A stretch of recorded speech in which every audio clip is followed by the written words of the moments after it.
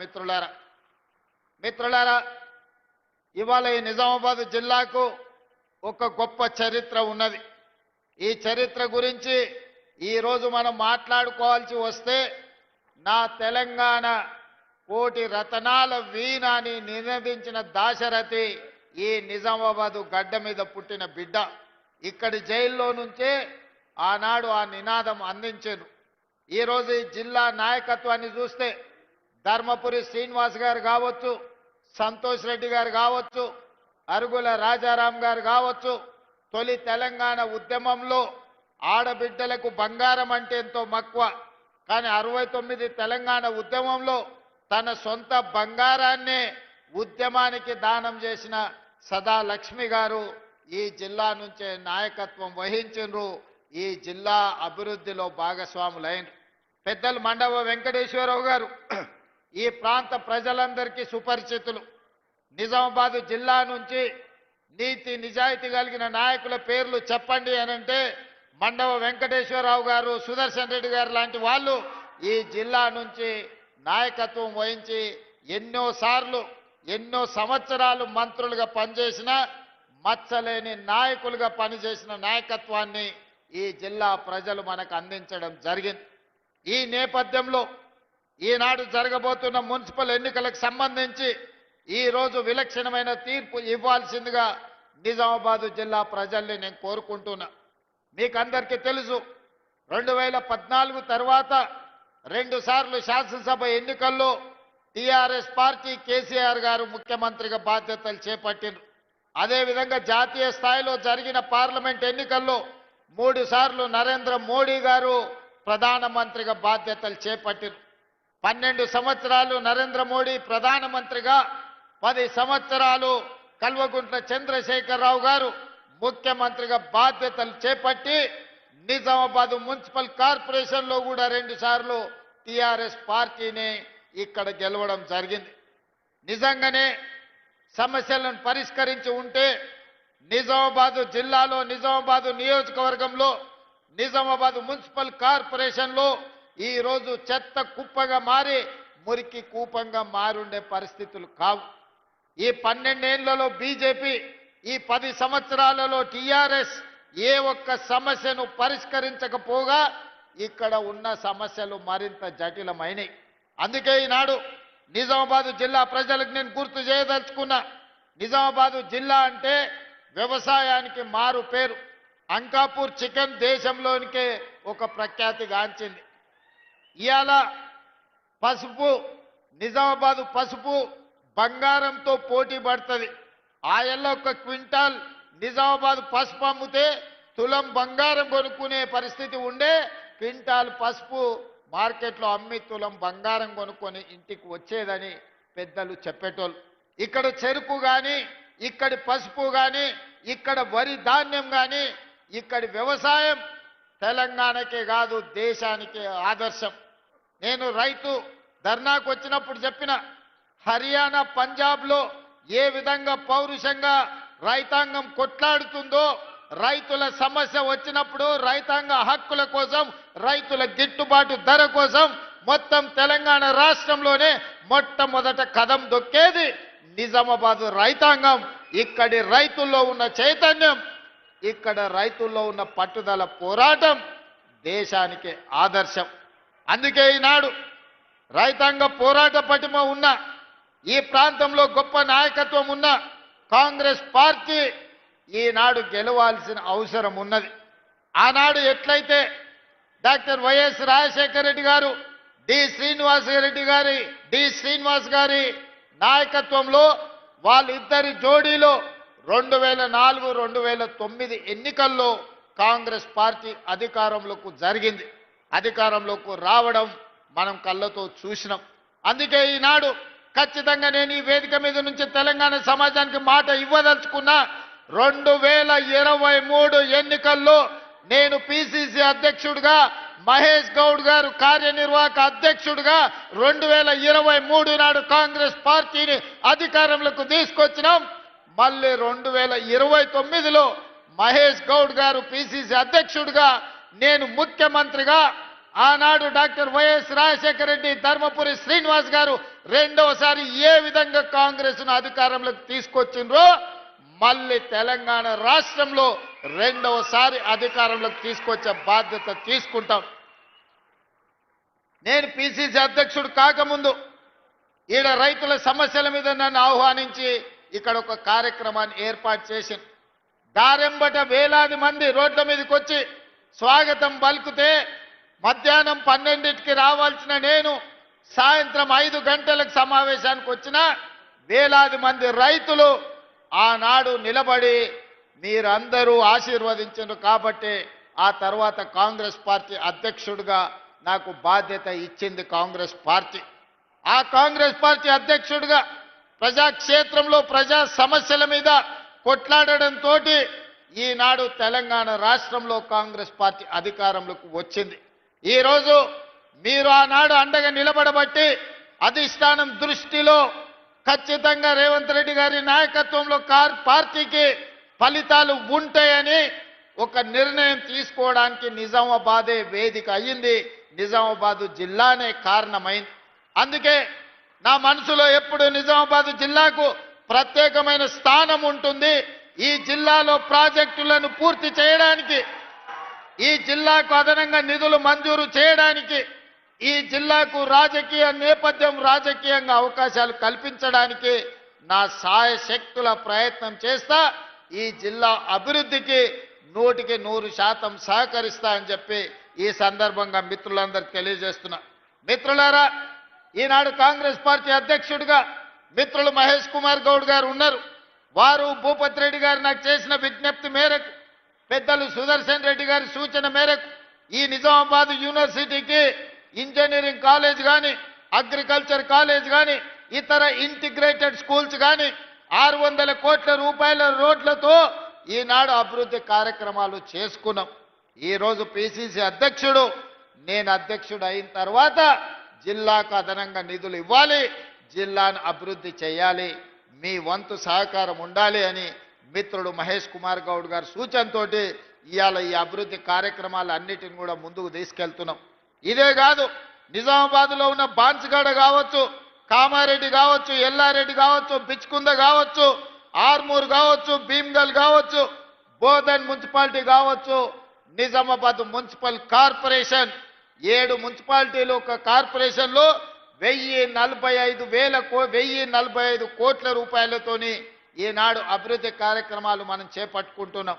తెలంగాణ రాష్ట్రంలో మున్సిపల్ శాఖ మంత్రిగా 17,445 కోట్ల రూపాయలు ఈ 2 సంవత్సరాలలో నిధులు మంజూరు చేసి అభివృద్ధి కార్యక్రమాలతో ముందుకు వెళ్ళాలనుకున్నాం. కానీ చాలా దగ్గరలో 99% రాష్ట్రంలో బీఆర్ఎస్ వాళ్ళే మున్సిపల్లో కౌన్సిలర్లు, కార్పొరేటర్లు, చైర్మన్లు, మేయర్లుగా ఉండడంతో మనం నిధులు ఇచ్చినా అభివృద్ధి కార్యక్రమాలు ముందుకు సాగలేదు. ఈరోజు మనం నిధులు మంజూరు చేసినా ఈ ప్రభుత్వానికి ఎక్కడ పేరు వస్తుందో, ముఖ్యమంత్రి కాదు మున్సిపల్ మంత్రి కూడా రేవంత్ రెడ్డి ఉన్నాడు, ఈ అభివృద్ధి జరిగితే కాంగ్రెస్ పార్టీకి మంచి పేరు వస్తుందని చెప్పి బీఆర్ఎస్ నాయకులు అభివృద్ధిని అడ్డుకున్నారు. ఇవాళ మీకు అందరికి ఒక మంచి అవకాశం వచ్చింది. 10 ఏళ్ళు బీఆర్ఎస్కి ఇచ్చిండ్రు, 12 ఏళ్ళు బీజేపీకి ఇచ్చిండ్రు. ఈ ప్రాంతంలో 2 సార్లు ధర్మపురి అరవింద్ను పార్లమెంటు గెలిపించారు. ఇవాళ మళ్ళీ మోడీ మంత్రం చదువుతున్నాడు ధర్మపురి అరవింద్ గారు. నేను అడుగుతున్నా, అయ్యా గల్లీలో కౌన్సిలర్ కావాలంటే, గల్లీలో మోరీ ఇయ్యాలంటే మేము ఢిల్లీకి వెళ్ళి మోడీని అడగాలనా? ధర్మపురి అరవింద్ గారు మీరే పార్లమెంట్ సభ్యులు కదా, ఈ 7 ఏళ్లలో నువ్వు ఏమి తీసుకొచ్చినావో లెక్క చెప్పు. మిమ్మల్ని 2 సార్లు ఎంపీగా గెలిపిస్తే మోడీ గారి దగ్గర నీకు చాలా పరపతి ఉందంటావు కదా, మరి మోడీ గారి దగ్గర పరపతి ఉంటే ఎందుకు మీరు స్మార్ట్ సిటీ కింద నిజామాబాద్ను తీసుకురాలేకపోయినరు? 95 సంవత్సరాల మున్సిపాలిటీకి ఒక స్మార్ట్ సిటీగా మీరు మోడీ దగ్గర సాధించలేకపోయినరు, మీ పరపతి ఉపయోగపడలేదంటే మళ్ళీ కార్పొరేటర్లుగా బీజేపీ వాళ్ళని ఎందుకు గెలిపించాలి అని చెప్పి ఈరోజు ధర్మపురి అరవింద్ గారిని నేను అడుగుతున్నా. ఇవాళ మీరే ప్రభుత్వం, మీరే ప్రధానమంత్రి, మీరే పార్లమెంట్ సభ్యులు, మీ సోదరుడు బండి సంజయ్ కేంద్ర మంత్రి, మీ నాయకుడు కిషన్ రెడ్డి గారు కేంద్ర మంత్రి. ఎందుకు తెలంగాణకు నిధులు తీసుకురాలే? ఎందుకు నిజామాబాద్లో ఉండే ఎయిర్పోర్టు ఈ రోజు వరకు మంజూరు జరగలేదు? ఇవాళ హైదరాబాద్లో మెట్రో విస్తరణకు ఒక్క రూపాయి తీసుకురాలేదు. మూసి ప్రక్షాళనకు మీ 10 పైసలు తీసుకురాలే. రీజనల్ రింగ్ రోడ్డు గురించి చర్చనే లేదు. ఇవాళ నిజామాబాద్ ఔటర్ రింగ్ రోడ్డు గురించి కేంద్రం నిధులు తెస్తా అంటే మేము ఎవరమైనా వద్దన్నమా? ఏమి తీసుకొచ్చిండ్రని, ఏమి ఇచ్చిండ్రని, ఏమి తెచ్చిండ్రని ఇవాళ మీరు ఓట్లు అడుగుతున్నారు. ఇవాళ ప్రజల దగ్గరకు వస్తున్నారని నేను అడగదలుచుకున్న ధర్మపురి అరవింద్ గారిని. ఇవాళ మీ వల్ల ఏమి ప్రయోజనం లేదు. 3 సార్లు మోడీ ప్రధానమంత్రి అయినా నిజామాబాద్ స్మార్ట్ సిటీ కాలేదు అని అంటే మీకు ఇచ్చే ఉద్దేశమే లేదు. నిజామాబాద్ ప్రజల ఓట్లు కావాలి కానీ నిజామాబాద్ అభివృద్ధికి నిధులు తెచ్చే ఉద్దేశమే మీకు లేదు. పాపం ధర్మపురి అరవింద్ గారు ఇప్పుడు కాదు అప్పుడు కేసీఆర్, కేటీఆర్, హరీష్ను జైల్లో పెట్టాలి, చిప్పకూడు తినిపించాలని మాట్లాడుతుంటాడు. మరి కాళేశ్వరం 1,00,000 కోట్లు దిగమింగిండ్రు. మోడీ గారు వచ్చినప్పుడు, అమిత్ షా గారు వచ్చినప్పుడు కాళేశ్వరం కేసీఆర్ గారు ఏటీఎంగా మార్చుకున్నాడు. మాకు అవకాశం ఇవ్వండి, 48 గంటల్లో సిబిఐకి ఇస్తే జైల్లో పెడతామని కిషన్ రెడ్డి గారు అన్నారు. మరి మీరు అడిగిండ్రు, శాసనసభలో చర్చ పెట్టి 6 నెలల కింద సిబిఐకి ఇచ్చినాం. మరి 48 గంటల్లోనే జైల్లో పెడతాన్న కిషన్ రెడ్డి యాడబోయి ఏ బొక్కలు దాచుకున్నాడని నేను అడుగుతున్నా. ఎందుకు కాళేశ్వరంలో 1,00,000 కోట్లు మింగిన కేసీఆర్, హరీష్ను బీజేపీ వాళ్ళు మరి బొక్కలేయకుండా చెర్లపల్లి జైల్లో పెట్టి చిప్పకూడు పెట్టకుంటే ఎవరు కాపాడుతున్నారు? ఇవాళ కేటీఆర్ను జైల్లో పెట్టాలని అరవింద్ గారు అంటున్నారు. అందుకే ఫార్ములా ఈరేస్ కేసు కట్టి అరెస్టులు చేయమని కేంద్ర ప్రభుత్వానికి పంపిస్తే ఆ ఫైలు మోడీ గారి ఆఫీసులో మూలకు అడ్డది. మరి ధర్మపురి అరవింద్ గారికి బాధ్యత లేదా? ఎందుకు అరవింద్ గారు మాట్లాడతలేరు? ఈ వేదిక మీద నుంచి ధర్మపురి అరవింద్ గారిని నేను ప్రశ్నిస్తున్నా. మీ కిషన్ రెడ్డి గారు ఏ రకంగా కేసీఆర్ని కాపాడుతున్నాడో మీకు కనిపిస్తలేదా? మీరు వెళ్ళి నరేంద్ర మోడీ గారితో మాట్లాడి 1,00,000 కోట్లు పెట్టి కట్టిన కాళేశ్వరం 3 ఏళ్లలోనే కూలేశ్వరం అయిపోయింది. ఇవాళ కూలిపోయింది. 1,00,000 కోట్లు గోదావరి పాలైనాయి. మీరు ఎందుకు ఆ కేసును ముందుకు కొనసాగిస్తలేరు? అదే ఈ ప్రాంతంలో ఎస్ఆర్ఎస్పీని శ్రీరామ్ సాగర్ని కాంగ్రెస్ పార్టీ పండిత్ జవహర్లాల్ నెహ్రూ కట్టారు. ఇవాళ నిజామాబాద్ జిల్లాలో చెరుకు బండినా, వరి బండినా, పసుపు బండినా, సోయాబీన్ బండినా నిజామాబాద్లో పంటలు పండుతున్నాయి. రైతులు ఈరోజు ఆత్మ గౌరవంతో తలెత్తుకొని తిరుగుతున్నారంటే కాంగ్రెస్ పార్టీ కట్టిన ప్రాజెక్టులే కదా. మేం కట్టిన ప్రాజెక్టులు ఎట్లున్నాయి, బీఆర్ఎస్ వాళ్ళు కట్టిన కూలేశ్వరం ఎట్లుందో ఒక్కసారి చూడండి. గోదావరి జలాలను అడ్డం పెట్టుకొని తెలంగాణను కొల్లగొట్టిన కేసీఆర్, హరీష్, కేటీఆర్ను ఎన్నడు అరెస్టు చేస్తారో మీరు చెప్పాల్సిందిగా నేను ఈరోజు అడుగుతున్నా. అందుకే ధర్మపురి అరవింద్ గారికి పరపతి లేదు. మోడీ దగ్గర ఈనాడు ఆయన మాట చెల్లుబాటు కాదు. కాబట్టి పార్లమెంట్లో ఆయన ఉన్నాడు. నిధులు దేవాలంటే కేంద్రం నుంచి ఎంపీలు చాలు, కౌన్సిలర్లు వెళ్ళేది, కార్పొరేటర్లు వెళ్ళేది ఢిల్లీకి కాదు, ఇక్కడ ఉండే మున్సిపల్ మంత్రి దగ్గరికి వెళ్ళాలి, లేకపోతే స్థానికంగా ఉండే ఎమ్మెల్యే దగ్గరికి వెళ్ళాలి. స్థానిక ఎమ్మెల్యే భూపత్ రెడ్డి ఉన్నాడు, మున్సిపల్ శాఖ మంత్రిగా నేనున్నా. ఇవాళ కౌన్సిలర్లు, కార్పొరేటర్లను మీరు గెలిపించండి. నిధులు ఇచ్చే బాధ్యత నాది, నిజామాబాద్ను అభివృద్ధి చేసే బాధ్యత నాది, నిజామాబాద్కు ఔటర్ రింగ్ రోడ్ ఇచ్చే బాధ్యత నాది. మంచి ప్రాజెక్టును పూర్తి చేసి భూపత్ రెడ్డి అడిగిన ఇరిగేషన్ ప్రాజెక్టులను పూర్తి చేసి నిధులిచ్చి నిజామాబాద్ను అభివృద్ధి చేసే బాధ్యత మరి అందుకే ఇవాళ ఇక్కడికి వచ్చిన మా యువకులను అడుగుతున్నా, మీరు గాడిదకు గడ్డేసి మీరు ఆవుకు పాలు పిండుతామంటే సాధ్యమా? మీరు ఆ బీఆర్ఎస్, బీజేపీలకు ఓట్లేసి కాంగ్రెస్ పార్టీలను అభివృద్ధి చేయమంటే నేను నిధులు ఇవ్వాలన్నా మేయర్ మనోడు ఉండాలి కదా, కార్పొరేటర్ మనోడు ఉండాలి కదా, కౌన్సిలర్లు మనోళ్ళు ఉండాలి కదా. అడగండి అమ్మాయినా అన్నం పెట్టదు అంటారు. రేపు ఎమ్మెల్యేతోనో మంత్రులతోనో సహకారం తీసుకొని పనులు చెయ్యాలి అని అంటే స్థానికంగా మనోడై ఉండాలి. వెనకటికే పెద్దలు చెప్పారు, మట్టికి పోయినా ఇంటోడు పోవాలని. మరి మన బస్తీ, మన కాలనీల అభివృద్ధి జరగాలి అంటే మనోడు కార్పొరేటర్ గెలిచి ఉండాలి. అందుకే చాలా సంవత్సరాల తర్వాత మంచి అవకాశం నిజామాబాద్కు వచ్చింది. ఈ బంగారం లాంటి అవకాశాన్ని జార విడుచుకోకండి. ఈరోజు పిసిసి అధ్యక్షుడిగా మహేష్ కుమార్ గౌడ్ గారు ఉన్నారు. రాష్ట్ర ప్రభుత్వ సలహాదారులుగా సుదర్శన్ రెడ్డి గారు ఉన్నారు. అదే విధంగా షబ్బీర్ అలీ గారు వీళ్ళందరూ కూడా ప్రభుత్వంలో కీలకమైన బాధ్యతలు పోషిస్తున్నారు. సరాసరి వాళ్ళు ముఖ్యమంత్రి దగ్గరకు వచ్చి ఏమైనా అడగగలిగి నిధులు మంజూరు చేయించుకునే పరిస్థితి వాళ్ళ చేతుల్లో ఉంది. కాబట్టి ఈరోజు నిజామాబాద్లో కాంగ్రెస్ పార్టీ జెండా ఎగరాలి. అదేవిధంగా మిత్రులారా, నిన్న బీజేపీ అధ్యక్షుడు రామచంద్రరావు గారు మాట్లాడుతూ ఈయన రేవంత్ రెడ్డి కాదు రేవంతుద్దీన్ అని చెప్పి నన్ను ముస్లిం పేరు మీద పిలిచిండు. సంతోషం. 100 సంవత్సరాల క్రితం బ్రిటిష్ వాళ్ళు ఉన్నప్పుడు బీసీ కులగణన చేశారు. 100 ఏళ్ల వరకు బీసీల లెక్కలు ఎప్పుడు ఈ దేశంలో చేయలే, ఏ రాష్ట్రంలో చేయలే. మహేష్ గౌడ్ గారు నేను అందరం అయిన తర్వాత బీసీ కులగణన చేయాల్సిందని 100 సంవత్సరాల సమస్యకు తెలంగాణ రాష్ట్రమే మొట్టమొదటిసారి మీ socio economic education employment and political caste సర్వేను మేము పూర్తి చేసినాడు. ఆనాడు మేము అధికారికంగా లెక్కలు ప్రకటించినప్పుడు మా మిత్రుడు మహేష్ గౌడ్ గారు ఒక మాట అన్నాడు, అయ్యా ఆయన పేరుకే రేవంత్ రెడ్డి కానీ ఇవాళ వారిని రేవంత్ గౌడు అని నేను అంటున్నా. ఈ రోజు ఎంతో గొప్ప పని చేసిండు మా బలైన వర్గాల లెక్కలు తీశాని మా మహేష్ గౌడ్ గారు ఆనాడు నన్ను రేవంత్ గౌడ్ అన్నాడు. నేను సంతోషంగా స్వీకరించిన. ఆ తర్వాత మాదిగా ఉపకులాల వర్గీకరణ సమస్య ఉన్నది. 40 ఏళ్ళు రావణ కాష్టంలాగా మండుతున్నది. ఆనాడు ఈ వర్గీకరణకు సంబంధించి సుప్రీంకోర్టు జడ్జిమెంట్ ఇస్తే 100 రోజుల్లోనే ఆ సమస్యకు శాశ్వత పరిష్కారం చూపించి 40 సంవత్సరాల సమస్యను శాశ్వతంగా పరిష్కరించి వర్గీకరణ చేసి మాదిగా ఉపకులాలకు న్యాయం చేసినప్పుడు మా సహచర మంత్రివర్గ సభ్యులు దామోదర్ రాజనరసింహ గారు ఈ రోజు నుంచి ఈయన రేవంత్ రెడ్డి కాదు రేవంత్ మాదిగా మా మాదిగోళ్ళ బిడ్డగా మేము భావిస్తున్నామని దామోదర్ రాజనరసింహ గారు అన్నారు. నాకు చాలా సంతోషమైంది వాళ్ళ జాతిలో నన్ను ఒక్కడిగా పరిగణించినందుకు. అదేవిధంగా వాకిటి శ్రీహరి 30 ఏళ్ళ కాంగ్రెస్ కార్యకర్త, ఏ రోజు ఏ అవకాశం రాలే.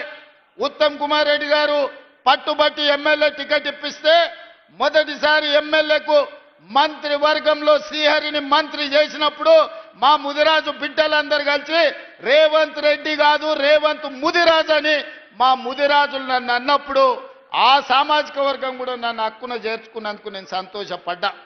యువకుడు 35 సంవత్సరాల వయసులోనే పెద్దల సభకు అనిల్ యాదవ్ను పంపించినప్పుడు హైదరాబాదులో సదర్ నిర్వహించినప్పుడు యాదవ్ సోదరులందరూ రేవంత్ రెడ్డిని రేవంత్ యాదవ్ అని ఆ రోజు వేదిక మీద పిలిచినప్పుడు నేను గర్వపడ్డా. మా యాదవ్ సోదరులు కూడా నన్ను హక్కున చేర్చుకున్నారని. ఇవాళ సిక్కు సోదరులు స్వర్ణ దేవాలయం లాంటి దేవాలయాన్ని మూసీ నది పరివాహక ప్రాంతంలో నిర్మాణం చేస్తాం, సిక్కుల ఆత్మ గౌరవాన్ని నిలబెడతామని చెబితే సిక్కు సోదరులు సర్దార్ రేవంత్ సింగ్ అని అన్నప్పుడు సిక్కు సోదరులు కూడా నన్ను అభిమానించినందుకు సంతోషం అని చెప్పిన.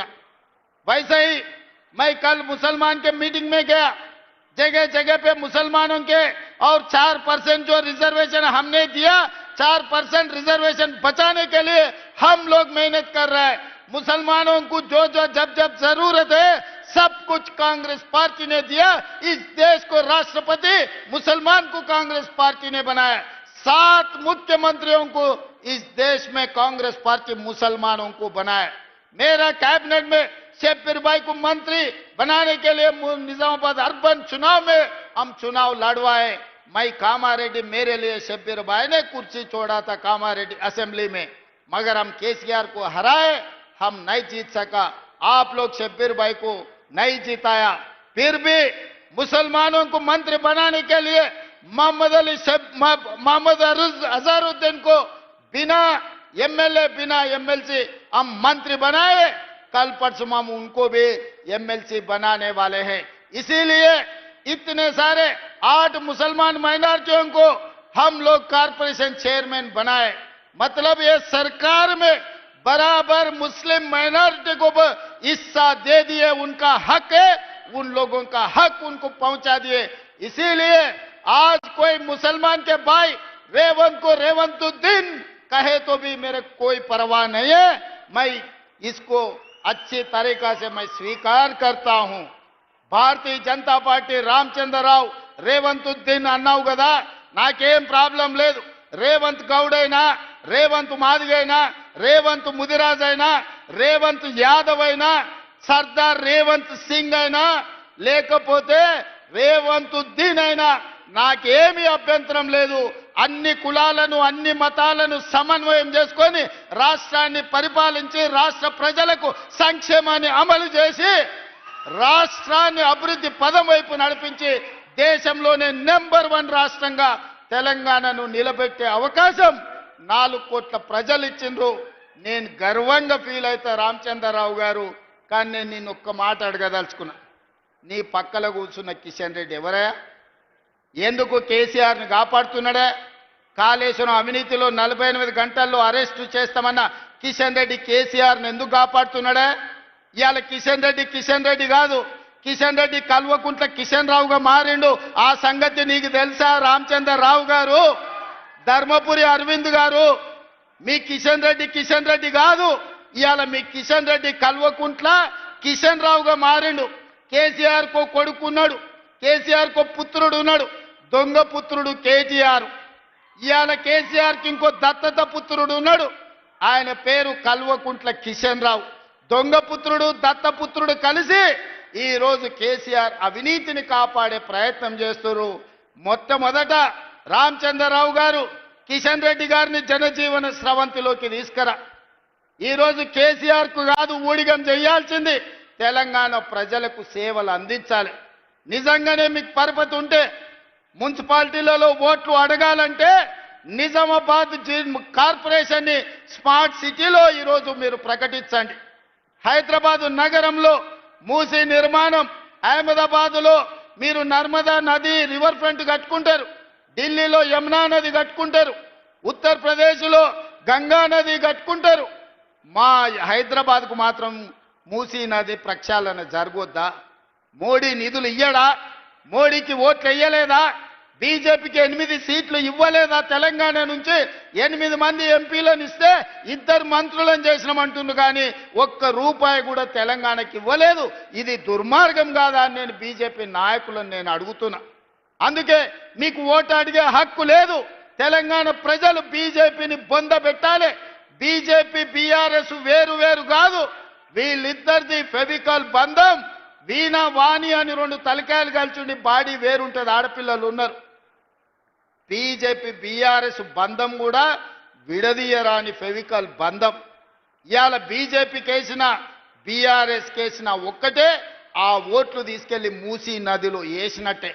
ఎందుకంటే ఇవాళ ప్రభుత్వం అనేది ఉన్నది, 2 ఏళ్లే మనం పూర్తి చేసుకున్నది. ఇంకా 8 ఏళ్ళు కాంగ్రెస్ పార్టీ అధికారంలో ఉంటుంది, తెలంగాణను అభివృద్ధి చేస్తుంది. ఈ అభివృద్ధిలో నిజామాబాద్కు ప్రత్యేకమైన స్థానం ఉంటుంది. నిజామాబాద్ నుంచే ఈ తెలంగాణ అభివృద్ధికి పునాదులు వేస్తాం. నిజామాబాద్కి ఎయిర్పోర్టును తీసుకొచ్చే బాధ్యత మా ప్రభుత్వం తీసుకుంటుంది. ఇవాళ ఆదిలాబాద్లో ఎయిర్పోర్టు తెచ్చినాం, వరంగల్లో ఎయిర్పోర్టు తెచ్చినాం, వరంగల్కి అండర్ గ్రౌండ్ డ్రైనేజ్ ఇచ్చినాం. ఇవాళ కరీంనగర్ ఔటర్ రింగ్ రోడ్ ఇస్తున్నాం, వరంగల్ ఔటర్ రింగ్ రోడ్ ఇవ్వబోతున్నాం. ఇవన్నీ పథకాలు జరిగినాయంటే కాంగ్రెస్ పార్టీ అధికారంలో ఉంది కాబట్టే ఇవాళ పేదలకు న్యాయం జరిగింది. అదేవిధంగా టీఆర్ఎస్ వాళ్ళు అంటూరు ఏం చేసిరని నేను చెప్పదలుచుకున్న రాసుకోండి. కేసీఆర్ ఫామ్ హౌస్లో ఖాళీగానే ఉంటే పెన్ను పేపర్ తీసుకొని రాసుకో. నువ్వు 10 ఏళ్లల్లా ఒక్క రేషన్ కార్డు కూడా ఇయ్యలే. ఉత్తమ్ కుమార్ రెడ్డి నాయకత్వంలో లక్షలాది మంది పేదలకు రేషన్ కార్డులు ఇచ్చి ఇవాళ 3,17,00,000 మందికి ఇవాళ సన్న బియ్యం ప్రతి మనిషికి 6 కిలోల చొప్పున ప్రతి పేదవాడికి ఆ రేషన్ కార్డులతో పాటు సన్న బియ్యం అందిస్తున్నాం. మా అక్కలు ఇక్కడనే ఉన్నారు సాక్షిగా, సన్న బియ్యం మేము ఇస్తున్నాం. ఆయల్ల దొడ్డు బియ్యం ఇస్తే బర్లకు పెట్టేటోళ్ళు, లేకపోతే రేషన్ షాప్ ఉంటే అక్కడి నుంచి అక్కడనే అమ్మేది. ఇవాళ మా అక్కలు సన్న బియ్యం వాళ్ళు తినడమే కాదు, సంటి పిల్లలకి ఇవాళ వండి బుక్కెడు బువ్వ ఆడబిడ్డలు పెట్టుకుంటున్నారంటే మేమిచ్చిన సన్న బియ్యం కాదా? అదేవిధంగా ఆయల్ల భూమి ఉన్నోనికి, వ్యవసాయం ఉన్నోనికే ఉచిత కరెంటు ఉండే, పట్టణాలలో పేదోళ్లకు ఉచిత కరెంటు లేదు. అందుకే పాదయాత్ర సందర్భంగా పేదలు నా దృష్టికి తెస్తే ఇవాళ పేదవాళ్ళ ఇళ్లకు 200 యూనిట్లు ఉచిత కరెంటు, 50 లక్షల కుటుంబాలు ఇవాళ ఉచిత కరెంటును ఇవాళ లబ్ధి పొందుతున్నారు.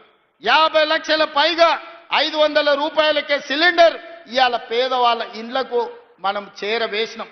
అంతెందుకు మా అక్కలు ఇవాళ 2 ఏళ్లలో ఆయల్ల అమ్మగారింటికి పోవాలన్నా లేకపోతే అమ్మవారిని దర్శించుకోవాలన్నా ఇంటి ఆయనను కన్న కొడుకునో ఇంటి ఆయనను పైసలు అడిగితే ఇస్తే ఇచ్చినట్టు దసరా పండుగ కడితే ఉగాది పండుగ పోదుపో అనేటోళ్ళు. అవునా అక్క? నిజమేనా? ఇక వాళ్ళు ఏదన్నా అంటే మనసు బాధపడేది, ఎవరికి చెప్పుకోకుండా కిచెన్ రూమ్లో పోయి ఏడ్చి కళ్ళు దుడుచుకొని మళ్ళీ వండి పెట్టేది. అవునా? ఇవాళ ఇంటి ఆయన బావి కాడిపోతే మా అక్క అమ్మగారింటికి పోయి అమ్మని చూసి వెనక్కి వస్తుంది.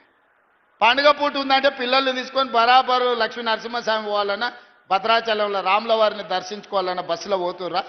ఎప్పుడన్నా ఈ 2 ఏళ్లలో ₹1 ఎవరైనా బస్ కిరాయి అడిగినరా అక్క? 9,000 కోట్ల రూపాయలు మా ఆడబిడ్డల బస్ కిరాయిలకు నేను ఆయననే చెప్పిన, నా ఫోటో పెట్టుకొని ఎవరైనా బస్ కిరాయి కండక్టర్ అడితే మా తమ్ముడు పట్నంలో ఉంటాడు తెచ్చుకోపోరే అని ఫోటో చూపించమని మా అక్కలకు చెప్పిన. ఈ 2 ఏళ్లలో మా అక్కల్ని నేను అడుగుతున్నా, ఒక్కరైనా ₹1 మిమ్మల్ని బస్ కిరాయి అడిగినరా? మీరు చెప్పండి అక్క. అడగలే కదా?